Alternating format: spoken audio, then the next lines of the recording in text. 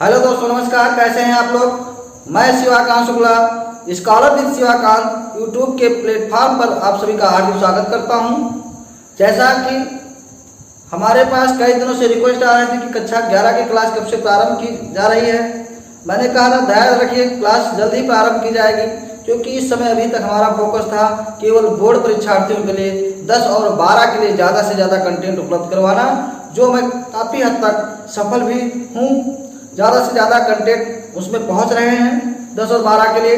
लेकिन भाई 10 वाले बच्चे जो 11 में जाने वाले हैं वो बिल्कुल इस समय लॉकडाउन की वजह से पूरी तरीके से असमंजस में है कि क्या किया जाए, कैसे पढ़ाई किया जाए। जब आप पुराने क्लास में होते हैं तब तो आपके सामने कोई समस्या नहीं होती, आप कुछ ना कुछ टॉपिक पढ़ रहे होते हैं। लेकिन जब नए क्लास में जाने वाले होते हैं तो आपके सामने असमंजस शुरू हो जाती है कि हम कहाँ से पढ़ना प्रारंभ करें। तो मैं बताऊंगा आज आपको फिजिक्स के बारे में कि फिजिक्स पढ़ना कहाँ से शुरू करें। और फिजिक्स बेटा बहुत आसान है, लेकिन फिजिक्स पढ़ने के लिए थोड़ी मैथमेटिक्स की कॉन्सेप्ट रखनी पड़ेगी।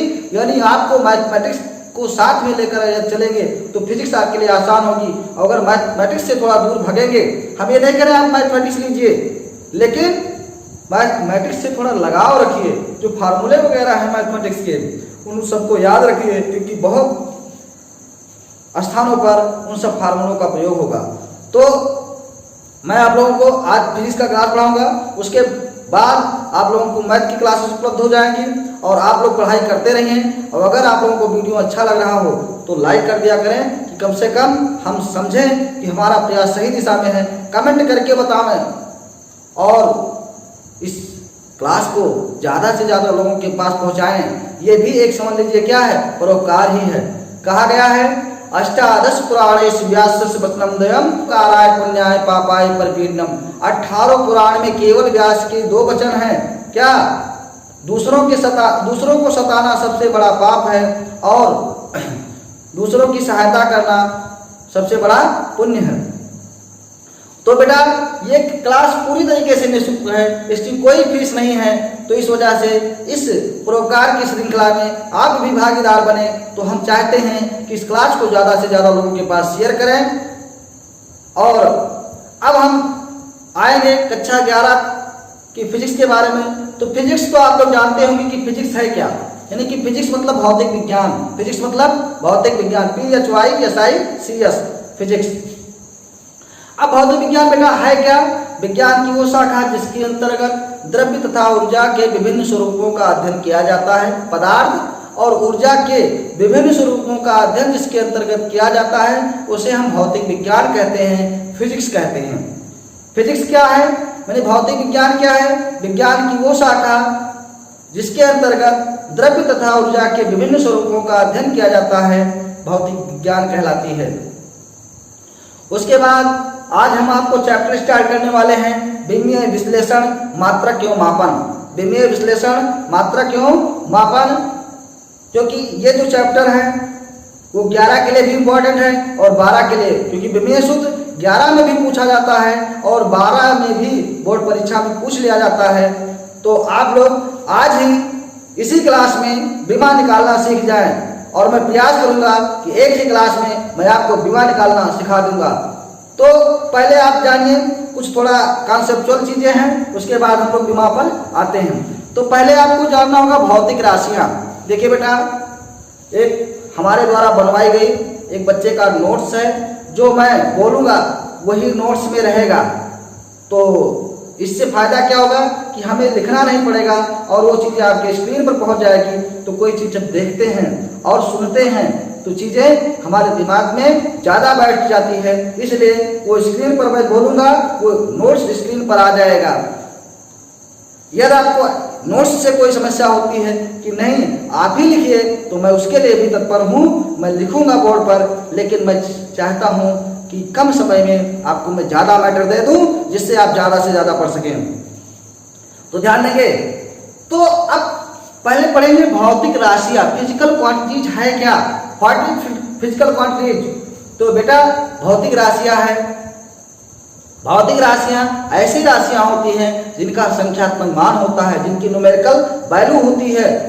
आंकिक मान होता है और जिन्हें प्रत्यक्ष या अप्रत्यक्ष रूप से मापा जा सकता है भौतिक राशियां कहलाती हैं। जिसको हम डायरेक्ट और इनडायरेक्ट वे में जिसको हम माप सकें वही भौतिक राशियां कहलाती हैं। तो भौतिक राशियां क्या हैं? यानी ऐसी राशियां जिनका संख्यात्मक मान होता है तथा जिन्हें प्रत्यक्ष या अप्रत्यक्ष रूप से मापा जा सकता है भौतिक राशियां कहलाती हैं। यदि आपको समझ में ना आ रहा हो, ना लिख पा रहे हो, तो आप लोग इस वीडियो को रोक लीजिए और लिख डालिए और लिख करके नोट्स बना डालिए।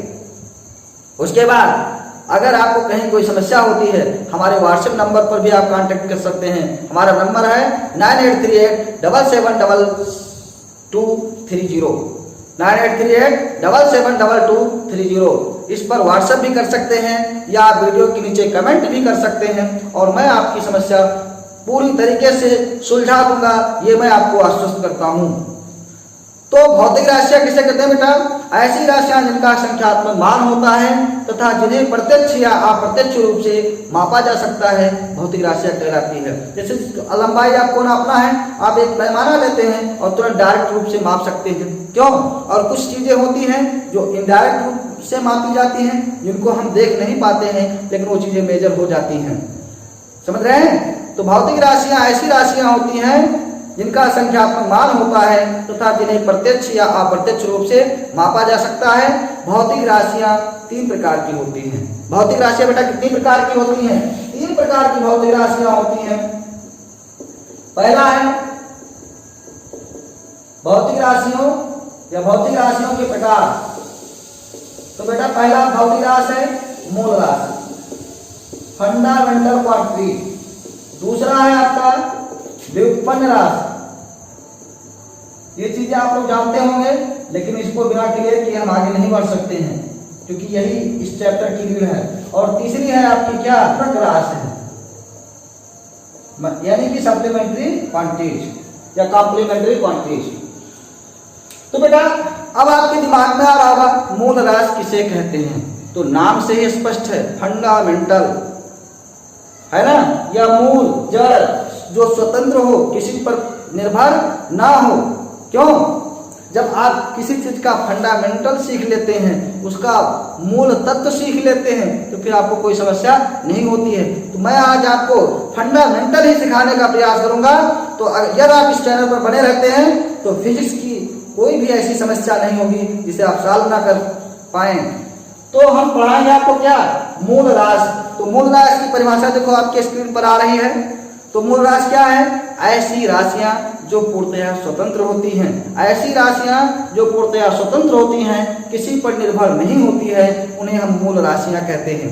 फिर से सुन लेंगे, ऐसी राशियां जो पूर्णतः स्वतंत्र होती हैं, किसी पर निर्भर नहीं होती हैं, उन्हें हम मूल राशियां कहते हैं। ये मूल राशियां होती कितनी हैं? 7 होती हैं। मूल राशियां कितनी होती हैं? 7 होती हैं। द्रव्यमान, लंबाई, समय, ताप, वैद्युत धारा, ज्योत तीव्रता, पदार्थ की मात्रा। तो इस प्रकार से कितनी राशियां हुई? 7 हुई। द्रव्यमान, लंबाई, समय, ताप, वैद्युत धारा, ज्योत तीव्रता और पदार्थ की मात्रा। इस प्रकार से ये आपकी 7 मूल राशियां हैं। समझ में आ गया? ऐसी राशियां जो पूर्णतः स्वतंत्र होती हैं, यानी किसी पर निर्भर नहीं होती हैं, उन्हें हम मूल राशियां कहते हैं। मूल राशियां है कितनी? 7 हैं। आप हमारे साथ में बोलिए, द्रव्यमान, लंबाई, समय, ताप, वैद्युत धारा, ज्योत तीव्रता तथा पदार्थ की मात्रा। ये आपकी 7 मूल राशियां हैं। फिर हम पढ़ेंगे क्या? व्युत्पन्न राशियां। तो व्युत्पन्न राशियां किसे कहते हैं? जो मूल राशियों की सहायता से प्राप्त की जाती है। ऐसी राशियां जो मूल राशियों की सहायता से प्राप्त की जाती है। जैसे मान लीजिए आपको क्षेत्रफल प्राप्त करना है, तो क्षेत्रफल बराबर क्या होता है? लंबाई गुणे चौड़ाई। तो बेटा लंबाई कौन सी राशि? मूल राशि है ना। द्रव्यमान, लंबाई, समय, ताप, वैद्युत धारा, ज्योत तीव्रता और पदार्थ की मात्रा। ये कितने तो मूल राशियां हैं। तो इसका मतलब ये हुआ कि क्षेत्रफल कैसे प्राप्त हो रहा? लंबाई और चौड़ाई। और लंबाई कैसी राशि? मूल राशि। अब लंबाई और चौड़ाई राशि तो एक ही प्रकार की है। क्यों? जैसे लंबाई वैसे चौड़ाई है। तो इसका मतलब ये हुआ क्षेत्रफल किस पर निर्भर कर रहा है? मूल राशियों पर। यदि लंबाई चौड़ाई ना होता तो क्या क्षेत्रफल निकल पाता? नहीं। तो इसका मतलब ये हुआ व्युत्पन्न राशियां ऐसी राशियां होती हैं जो मूल राशियों की सहायता से प्राप्त की जाती हैं। फिर हम पढ़ेंगे क्या? पूरक राशि, ऐसी राशि जो ना तो मूल राशि है और ना ही व्युत्पन्न राशि है। ऐसी राशि जो ना तो मूल राशि है और ना ही व्युत्पन्न राशि है, उसे हम क्या कहते हैं? पूरक राशि कहते हैं। ऐसी राशि जो ना तो मूल राशि है और ना ही व्युत्पन्न राशि है, उसे हम क्या कहते हैं? पूरक राशि कहते हैं। ये राशि आपकी दो हैं, एक आपका कोण है और दूसरा आपका घन कोण। एक है कोण और दूसरा क्या है? घन कोण। ये दो राशियां कैसी हैं? पूरक राशियां हैं। अब कोण किसे कहते हैं बेटा? दो सरल रेखाओं के झुकाव को किसी बिंदु पर कोण कहते हैं। दो रेखाएं किसी बिंदु पर झुक जाए तो जो झुकाव बनेगा वही क्या कहलाएगा? कोण कहलाएगा। अब कोण का मात्रक अंश होता है और रेडियन भी होता है। एक रेडियन बराबर 57.3 अंश। अब घन कोण क्या है? तो गोले का पृष्ठीय क्षेत्रफल। जैसे कोई गोला है और इस गोले का पृष्ठीय क्षेत्रफल गोले के केंद्र पर, गोले का पृष्ठीय क्षेत्रफल गोले के केंद्र पर जो कोण अंतरित करता है उसी को हम घन कोण कहते हैं। और घन कोण को किसे प्रदर्शित करते हैं? ओमेगा से प्रदर्शित करते हैं और इसका मात्रक होता है स्टेरेडियन। तो घन कोण समझ में आ गया है। अब हम लोग देखेंगे मात्रक। तो मात्रक किसे कहते हैं? जैसे भाई अब आपको आलू लेने जाना है, बाजार में गए और उससे कहे कि आलू दे दो, तो आलू क्या कहेंगे? एक आलू दे दो, दो आलू दे दो? नहीं ना। क्या कहेंगे? 1 किलोग्राम आलू दे दो, 2 किलोग्राम आलू दे दो, 4 किलोग्राम आलू दे दो। चीनी लेने आप गए तो क्या कहेंगे? 1 चीनी दे दो? नहीं ना। आप क्या कहेंगे? 1 किलोग्राम चीनी दे दो, 2 किलोग्राम चीनी दे दो। तो बेटा जो आप चीनी ले रहे हैं वो द्रव्यमान में तो लेंगे, और द्रव्यमान को किसमें नापा जा रहा है? किलोग्राम में। परिमाण को व्यक्त करने के लिए, किसी भौतिक राशि के परिमाण को व्यक्त करने के लिए हम कोई निश्चित मात्रा का मानक मान लेते हैं और उसका कोई नाम दे देते हैं जिसे हम मात्रक कहते हैं। किसी भौतिक राशि के परिमाण एक परिणाम है, जो आपका रिजल्ट, ये परिणाम है और ये आपका क्या है? परिमाण ना बेटा। ये परिणाम है, ये आपका रिजल्ट जो भी आने वाला है, और ये आपका परिमाण है मैग्नीट्यूड, और परिमाण माने होता है वैल्यू। क्लियर? तो बेटा किसी भौतिक राशि के परिमाण यानी मान को व्यक्त करने के लिए हम कोई निश्चित मात्रा का मानक मान लेते हैं और उसका कोई नाम दे देते हैं जिसे हम मात्रक कहते हैं। या दूसरी सबसे सिंपल डिफिनेशन है, जिसमें कोई भौतिक राशि मापी जाती है उसे मात्रक कहते हैं। जिसमें कोई भौतिक राशि मापी जाती है उसे हम क्या कहते हैं? मात्रक कहते हैं। समझ में आया? तो बेटा मात्रक हमने सीख लिया, यानी कि जिसमें कोई भौतिक राशि मापी जाती है उसे मात्रक कहते हैं।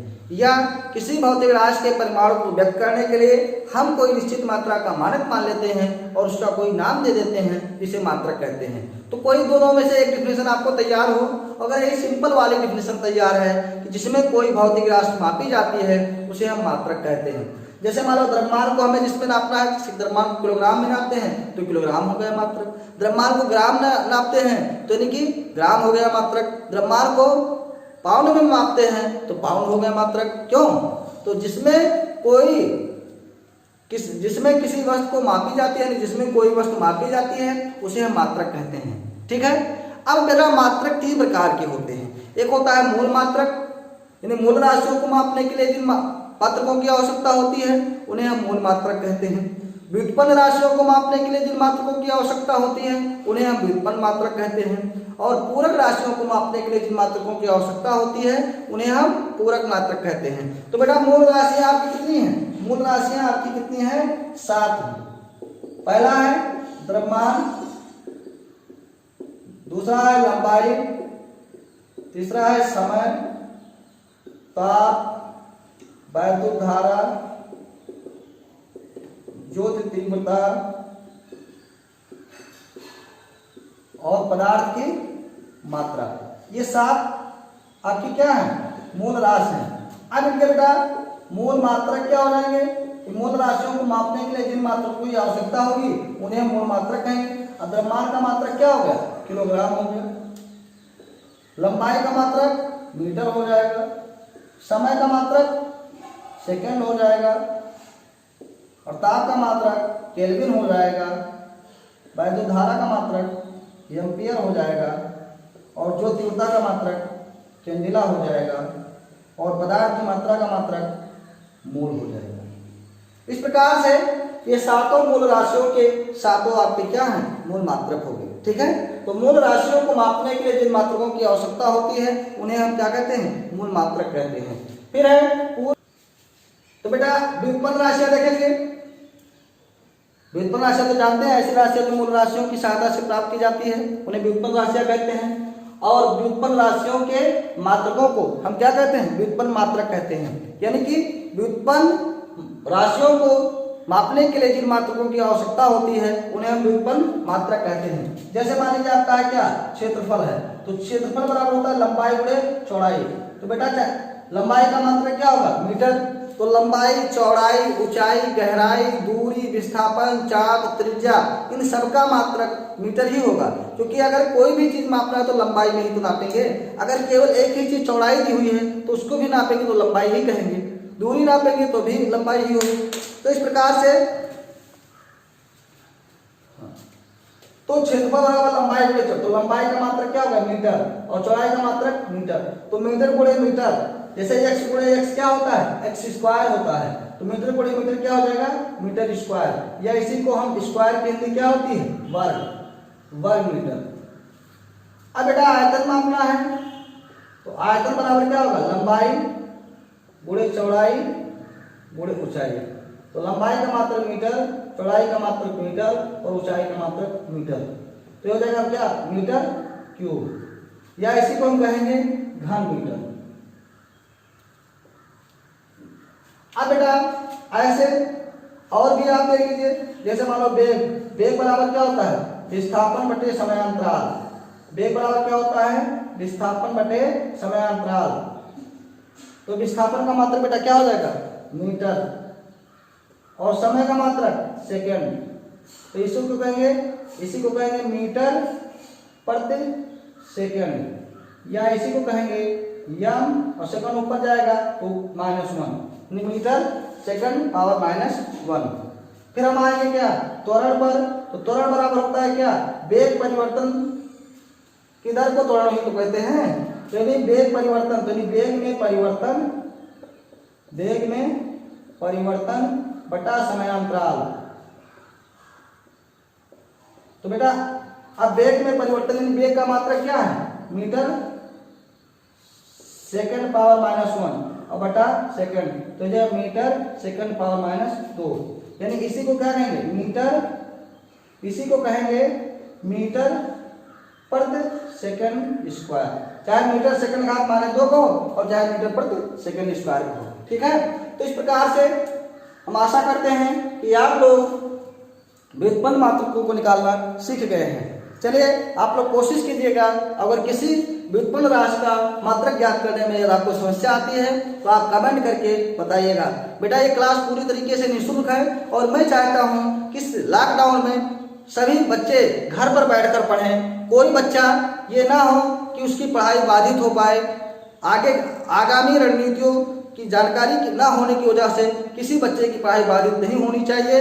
इसके लिए आप लोग इस क्लास को ज़्यादा से ज़्यादा शेयर करें और उन सभी बच्चों को ये क्लास पहुंचाएं। और अगर देखिए, जब आप कोई अच्छा कार्य करेंगे, नेक कार्य करेंगे, तो आपको क्या मिलेगा, संतुष्टि मिलेगी, प्रसन्नता मिलेगी। आपने पूछा हो, उसमें देखा होगा यक्ष वाले ने, व्हाट इज हैप्पीनेस, प्रसन्नता क्या है, happiness is the result of good conduct. अच्छे विचारों का परिणाम ही क्या है, या अच्छे कार्यों का परिणाम जो आता है वही प्रसन्नता होती है। तो बेटा जब आप अच्छा कार्य कोई करेंगे तो आपको प्रसन्नता जरूर मिलेगी। तो आप लोग इस क्लास को ज़्यादा से ज़्यादा शेयर करें। अगर आपको अच्छा लग रहा हो तो लाइक कर दें और कमेंट करके बताएं कि आपको क्लास कैसा लगा।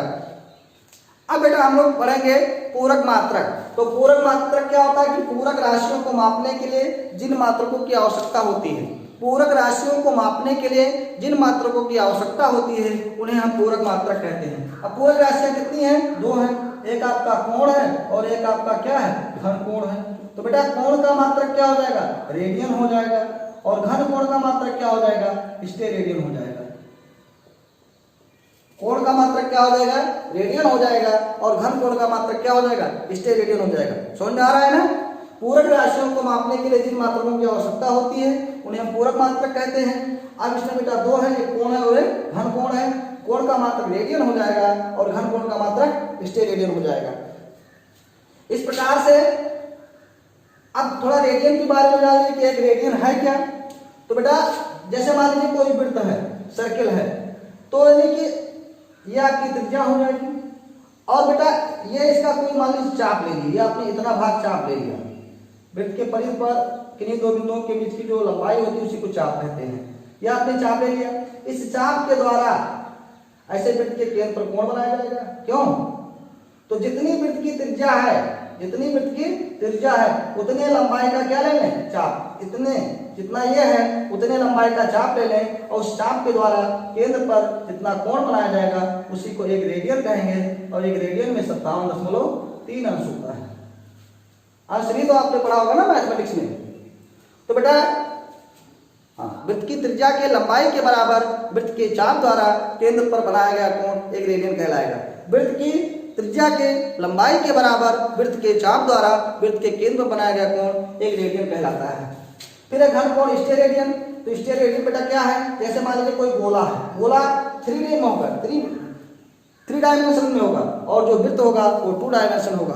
गोले के सर्किल को आप माने गोले के सेंटर को आप नहीं टच कर सकते हैं, जबकि वृत्त के सेंटर को आप टच कर सकते हैं। फिर है गोले में क्या होता है, आयतन होता है, पृष्ठीय क्षेत्रफल होता है, जबकि वृत्त में केवल क्षेत्रफल और परिमाप या परिधि होगा। ठीक है, समझ रहे हैं। तो अगर कोई गोला ले लिया जाए, गेंद है तो आपका गोला है, तो गोले तो गोला जब लेंगे तो उसका एक पृष्ठ आएगा। अब उस पृष्ठ के क्षेत्रफल द्वारा गोले के केंद्र पर कोण अंतरित होगा। क्यों? तो कितना जितना वृत्त की त्रिज्या है उसका वर्ग कर दीजिए। जैसे आर है तो आर का वर्ग कर दीजिए, आर स्क्वायर। अब आर स्क्वायर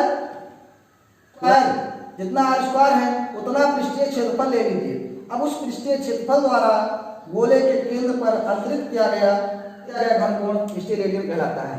यानी कि गोले की त्रिज्या के वर्ग के बराबर, गोले की त्रिज्या के वर्ग के बराबर गोले के पृष्ठीय क्षेत्रफल द्वारा गोले के केंद्र पर अंतरित किया गया घन कोण क्या होता है, एक स्टेरेडियन कहलाता है। अगर बेटा देखा जाए गोले के संपूर्ण पृष्ठीय क्षेत्रफल द्वारा, गोले के संपूर्ण पृष्ठीय क्षेत्रफल द्वारा गोले के केंद्र पर अंतरित किया गया घन कोण 4 पाई स्टेरेडियन होता है। आशा करता हूं कि आप लोगों को समझ में आ रहा होगा। चलिए भाई बेटा अब हम लोग पढ़ेंगे मापन। तो मापन क्या है कि मापन माने होता है नापना। जैसे मापन करते हैं ना, तो किसी भौतिक राशि का उसके मात्रक से तुलना करना, किसी भौतिक राशि का उसके मात्रक से तुलना करना ही मापन कहलाता है। जैसे कोई द्रव्यमान है, द्रव्यमान का मात्रक क्या है, किलोग्राम है, तो द्रव्यमान और किलोग्राम का जब तुलना करेंगे तो इसका मतलब मापन की क्रिया क्या हो गई, संपन्न हो गई। तो इसका मतलब हुआ किसी भौतिक राशि का उसके मात्रक से तुलना करना क्या कहलाता है, मापन कहलाता है। मापन की बेटा 4 प्रणालियां हैं। मापन की कितनी प्रणालियां हैं, 4 प्रणाली हैं। पहला बेटा एमकेएस प्रणाली। तो एमकेएस प्रणाली क्या है, इसका अगर पूरा नाम देखें तो मीटर किलोग्राम सेकंड प्रणाली, मीटर किलोग्राम और सेकंड प्रणाली,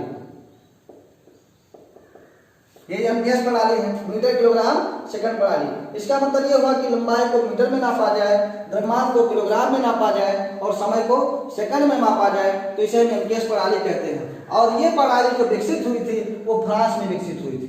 कहाँ विकसित हुई थी, फ्रांस में विकसित हुई थी। ठीक है, एमकेएस प्रणाली क्या है, मीटर किलोग्राम सेकंड प्रणाली। अगर लंबाई को नापना है तो मीटर में नापें, द्रव्यमान को नापना है तो किलोग्राम में नापें और समय को नापना है तो सेकंड में नापें। जैसे मान लीजिए त्वरण का मात्रक हम लोग देख रहे हैं। अब त्वरण का मात्रक बेटा होता है क्या, मीटर प्रति सेकंड स्क्वायर होता है। तो ये अगर देखा जाए तो ये एमकेएस में है, ये किसमें है, ये एमकेएस में है। अब दूसरी प्रणाली है आपकी क्या, सीजीएस प्रणाली। सीजीएस प्रणाली अगर देखा जाए तो इसका बेटा फुल फॉर्म होता है सेंटीमीटर ग्राम और सेकंड प्रणाली। तो तो बेटा इसको हम गाउसियन प्रणाली भी कहते हैं। इसे हम क्या कहते हैं? गाउसियन प्रणाली भी कहते हैं। तो इसका मतलब ये हुआ कि अगर लंबाई नापना है तो किस में नापे? सेंटीमीटर में नापे। द्रव्यमान नापना हो तो ग्राम में नापे, और समय नापना हो तो सेकंड में नापे। तो इसे हम सीजीएस प्रणाली कहते हैं। अगर देखा जाए त्वरण का सीजीएस प्रणाली में मात्रक क्या होगा, तो भाई मीटर की जगह पर सेंटीमीटर आ जाएगा, और सेकंड तो ऐसे रहेगा ही। जैसे मान लीजिए बल का एमकेएस पद्धति में मात्रक क्या है? किलोग्राम मीटर प्रति सेकंड स्क्वायर। ये एमकेएस में है ना। अगर इसको हम इस सीजीएस में देखें, इसमें देखें, तो किलोग्राम के स्थान पर क्या आएगा? ग्राम आएगा। और जो मीटर है उसके स्थान पर क्या आएगा? सेंटीमीटर आएगा। और सब ये तो समय रहेगा ही। तो यानी अगर इसका बल का सीजीएस मात्रक देखा जाए तो ये हो जाएगा क्या? ग्राम सेंटीमीटर प्रति सेकंड स्क्वायर। तीसरा बेटा एफपीएस प्रणाली, जिसको हम ब्रिटिश प्रणाली कहते हैं। एफपीएस ब्रिटिश पद्धति, क्योंकि ये ब्रिटिश से आई थी, ब्रिटिश प्रणाली। तो ब्रिटिश प्रणाली है क्या कि इसका फुल फॉर्म है पाउंड और सेकंड प्रणाली। यानी अगर लंबाई नापना हो तो किसमें नापे? फुट में नापे। द्रव्यमान नापना हो तो पाउंड में नापे, और समय नापना हो तो सेकंड में मापें। तो इसका मतलब ये हो जाएगा फुट पाउंड सेकंड प्रणाली। अब बेटा इसको ब्रिटिश माने अगर लंबाई नापना हो तो किसमें नापेंगे? फुट। द्रव्यमान नापना हो तो पाउंड में, और समय नापना है तो सेकंड में। और चौथी प्रणाली बेटा है एसआई प्रणाली। एसआई प्रणाली का जो फुल फॉर्म हो जाएगा international system of units. International system of units माने अंतरराष्ट्रीय प्रणाली। तो अंतरराष्ट्रीय प्रणाली इसमें क्या बेटा? ये 1971 में इसकी परिभाषा तय की गई। और 1971 में एक मापतौल की बैठक हुई, और उसमें इसकी एक मतलब इसका एक क्या किया गया? मात्रकों की एक पद्धतियां विकसित की गई, जिसी को हम क्या कहते हैं? एसआई प्रणाली कहते हैं। वैसे एसआई प्रणाली जो है वो एमकेएस प्रणाली का ही रूप होता है, ध्यान देंगे। और एसआई प्रणाली में बेटा ये आपके 7 क्या हैं? 7 आपके मूल मात्रक हैं, 2 आपके क्या हैं? पूरक मात्रक हैं। ठीक है, तो हम आगे चलते हैं। जो हमारा टॉपिक है क्या? बीमा। तो हम देखेंगे बीमा क्या है। बेटा बीमाएं क्या है? बीमा देखेंगे डायमेंशन, सबसे इंपॉर्टेंट टॉपिक है बीमा। बीमाएं किसी भौतिक राशि की वह घाते हैं। बीमाएं किसी भौतिक राशि की वह घाते हैं जो उस राशि के मात्रक को प्राप्त करने के लिए मूल मात्रकों पर चढ़ाई जाती हैं या मूल राशियों पर चढ़ाई जाती हैं। तो इसका मतलब ये हुआ कि मूल मात्रकों पर जो चढ़ाई जाने वाली घातें होती हैं, मूल मात्रकों पर जो चढ़ाई जाने वाली घातें होती हैं, उसी को हम क्या कहते हैं? बीमा कहते हैं। ठीक है, अब जैसे मान लीजिए एक होता है बीमीय सूत्र, यानी कि जब बीमीय सूत्र मतलब क्या है? वह व्यंजक है जो ये प्रदर्शित करता है कि वो बीमाएं जो हैं वो उस भौतिक राशि से किस प्रकार संबंधित हैं, उस भौतिक राशि से किस प्रकार से क्या है? व्यवस्थित हैं। जैसे मान लीजिए, मान लो m power a, l power b और t पावर c। तो ये b c ये आपकी बीमाएं कहलाएंगी। ये b c क्या कहलाएंगी? बीमाएं कहलाएंगी। और जब इसी को हम बड़े ब्रैकेट में वर्ग कोष्ठक में लिख देंगे तो ये बीमीय सूत्र, ये आपका हो जाएगा बीमीय सूत्र। ये बेटा बीमीय सूत्र हो जाएगा। और a, b और c ये आपकी क्या कहलाएगी? बीमाएं कहलाएंगी। अब बेटा बीमा हम लोग निकालेंगे कैसे? तो पहले आप मूल राशियों का बीमा जान लीजिए, उसके बाद फिर आपके लिए आसान हो जाएगा। मूल राशियां और मूल मात्रक और इनका बीमीय सूत्र क्या होता है। जैसे बेटा आपका द्रव्यमान है, तो द्रव्यमान का मात्रक क्या होता है? किलोग्राम। और इसका जो बीमीय सूत्र होगा यम। तो बेटा यम की घात 1 है, तो 1 तो इसकी बीमा हुई, और बीमीय सूत्र क्या हुआ? यम हुआ। इस बात का ध्यान देंगे। फिर है दूसरा क्या? लंबाई। तो लंबाई का मात्रक क्या हो जाएगा? मीटर। और इसका जो बीमीय सूत्र हो जाएगा यम हो जाएगा। फिर आपका है क्या? समय। समय का मात्रक क्या हो जाएगा? सेकंड। और इसका बीमीय सूत्र हो जाएगा टी। फिर ताप। ताप का मात्रक क्या? केल्विन। और इसका बीमीय सूत्र हो जाएगा थीटा। उसके बाद ज्योत तीव्रता। ज्योत तीव्रता का वैद्युत धारा पहले देख लेते हैं कि वैद्युत धारा 12 के लिए इंपॉर्टेंट है। वैद्युत धारा, इसका एम्पियर, और एम्पियर इसको क्या ये हो जाएगा। उसके बाद ज्योत तीव्रता, ज्योत तीव्रता मात्रक इसका क्या होगा कैंडिला, और विमीय सूत्र हो जाएगा Cv। और पदार्थ की मात्रा, मात्रक क्या होगा इसका होगा मोल, और विमीय सूत्र कहीं स्मॉल m लिख देते हैं या m को ये नहीं पूरा लिख देते हैं। तो इस प्रकार से ये आपका रहा मोल राशियां, मोल मात्रक और विमीय सूत्र। अब आपको विमीय सूत्र निकालना है तो क्षेत्रफल का विमीय सूत्र अगर आपको निकालना तो क्षेत्रफल बराबर क्या होता है लंबाई गुणे चौड़ाई। अब बेटा लंबाई का विमीय सूत्र क्या होगा, लंबाई का देखिए L, हमने कहा लंबाई चौड़ाई ऊंचाई ये सब एक ही चीज तो है, तो इनका भी विमीय सूत्र हो जाएगा क्या L। तो बेटा L इंटू L तो हो जाएगा L2, क्या हो जाएगा L2। और इसको हम इस तरह से भी लिख सकते हैं कि m वाला पद नहीं है, m LT के रूप में लिखते हैं, तो m वाला पद नहीं, m पावर 0 L2 और t पावर 0, ये आपका विमीय सूत्र हो गया। अब इसे मान लो निकालना है आयतन, तो आयतन बराबर हो जाएगा लंबाई गुणे चौड़ाई गुणे ऊंचाई। तो लंबाई का विमीय सूत्र L, चौड़ाई का हो जाएगा क्या L, और ऊंचाई का हो जाएगा L, तो ये जाएगा L3, या इसी को हम लिख देंगे m पावर 0 L3 और t पावर 0।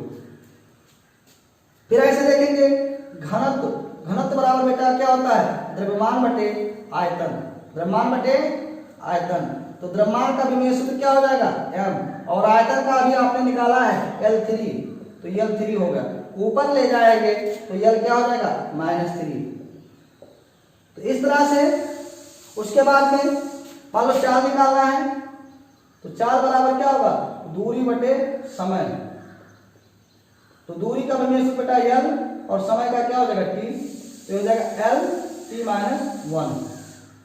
फिर वेग, वेग बराबर क्या हो जाएगा विस्थापन बटा समय अंतराल, विस्थापन बटा समय, विस्थापन बटा समय। तो बेटा विस्थापन का क्या हो जाएगा L और समय का क्या हो जाएगा t, तो हो जाएगा LT-1। दिख रहा है वहां, दिख रहा है। त्वरण अगर निकालना है, त्वरण बराबर क्या होता है वेग परिवर्तन बटा समयांतराल, वेग परिवर्तन बटा समयांतराल। तो वेग का क्या होगा LT-1 और समय है तो समय का क्या लिखा है t, भाई समय का t ही तो है, तो t-1 ऊपर ही है, ये जाएगा तो t पावर -1 हो ही जाएगा। देखो LT-1 और ये जाएगा तो t-1 हो जाएगा, तो ये नहीं हो जाएगा LT-2।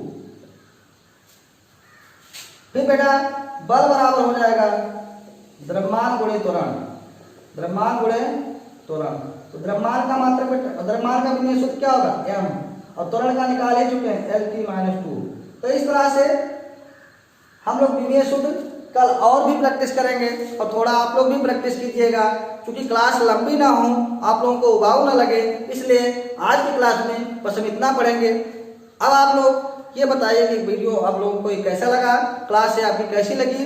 अगर आप लोगों को अच्छी लगी हो तो लाइक कर दें, और मैंने कहा है कि ज़्यादा से ज़्यादा आप लोगों को ज़्यादा से ज़्यादा लोगों को आप लोग शेयर करें, जिससे कि सभी बच्चों को ये निःशुल्क प्रदान हमारी ओर से प्रदान हो सके। अब हम अगले क्लास में मिलेंगे, तब तक के लिए नमस्कार।